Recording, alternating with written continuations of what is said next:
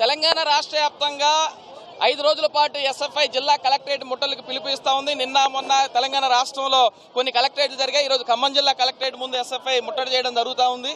ప్రధానమైన డిమాండ్ తెలంగాణ రాష్ట్రంలో గత బీఆర్ఎస్ ప్రభుత్వం ఉన్నప్పుడు గత 6 ఏళ్ల కాలంలో 5,388 కోట్లు 58 కోట్లు, కాంగ్రెస్ ప్రభుత్వం వచ్చిన తర్వాత గత 18 నెలలుగా 2,814 కోట్ల రూపాయలు, మొత్తం 8,158 కోట్ల రూపాయలు పెండింగ్ లో స్కాలర్షిప్ రియంబర్స్మెంట్ ఉంచింది.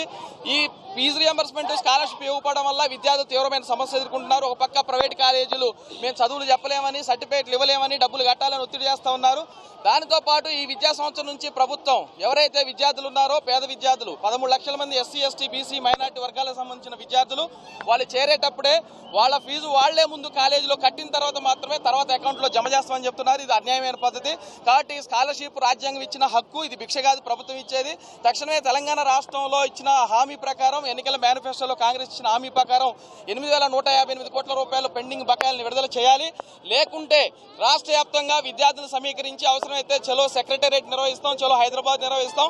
ఎప్పటికైనా రేవంత్ రెడ్డి ప్రభుత్వం, బట్టి విక్రమార్క, ఖమ్మం జిల్లాలో ఉన్న 3 మంత్రులు స్పందించి ఈ జిల్లాకు రావాల్సినటువంటి విద్యార్థుల బకాయిలు తక్షణం విడుదల చేయాలని మేము కోరుతా ఉన్నాం. ప్రవీణ్, ఎస్ఎఫ్ఐ ఖమ్మం జిల్లా కార్యదర్శి.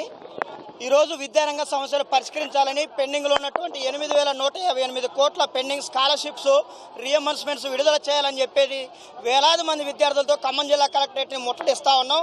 గత బీఆర్ఎస్ రాష్ట్ర ప్రభుత్వం ఏదైతే విధంగా విద్యా వ్యతిరేక విధానాలను అనుసరించిందో పేద మధ్యతరగతి విద్యార్థులకు పెండింగ్ స్కాలర్షిప్స్ రియంబర్స్మెంట్స్ విడుదల చేయకుండా ఏదైతే ఇబ్బందులకు గురి చేసిందో అదే రీతిలో ఇలా మాది ప్రజాప్రభుత్వం, ప్రజాపాలన అని చెప్పి అధికారంలోకి వచ్చినటువంటి రేవంత్ రెడ్డి ప్రభుత్వం కూడా అదే పోకలను అనుసరిస్తూ ఉంది. ఇవాళ వాళ్ళ అధికారంలోకి వచ్చి 18 నెలలు గడుస్తూ ఉన్నా కూడా ఇప్పటి వరకు కూడా వాళ్ళకి అందాల పోటీలు 1,000 కోట్ల రూపాయలు ఖర్చు పెట్టడానికి ఇలా అందాల పోటీలు పెట్టడానికి బడ్జెట్ ఉంది తప్ప విద్యారంగ సమస్యలు పరిష్కరించడానికి స్కాలర్షిప్స్ రియంబర్స్మెంట్స్ పేద మధ్యతరగతి బడుగు బలహీన వర్గాల విద్యార్థులు చదువుకునేటువంటి గురుకులాలకు కానివ్వండి, జనరల్ హాస్టల్కి కానివ్వండి నిధులు ఇవ్వడానికి ఇలా మా వద్ద డబ్బులు లేవని చెప్పేసి ఇలా సిగ్గుమాలిన మాటలు రాష్ట్ర ప్రభుత్వం కానివ్వండి, ఖమ్మం జిల్లాలో ఉన్నటువంటి 3 మంత్రులు కానీ మాట్లాడేటువంటి పరిస్థితి ఉంది. ఇవాళ మేము అనేక సార్లు ఈ విద్యా సంవత్సరం ప్రారంభం అయ్యాక అయ్యా పెండింగ్ స్కాలర్షిప్స్ రియంబర్స్మెంట్స్ విడుదల చేయండి, ఏదైతే తరగతులు ముగించుకొని పై తరగతులకు వెళ్లాల్సినటువంటి విద్యార్థులు సర్టిఫికెట్ల కోసం చాలా ఇబ్బందులు పడతా ఉన్నారు.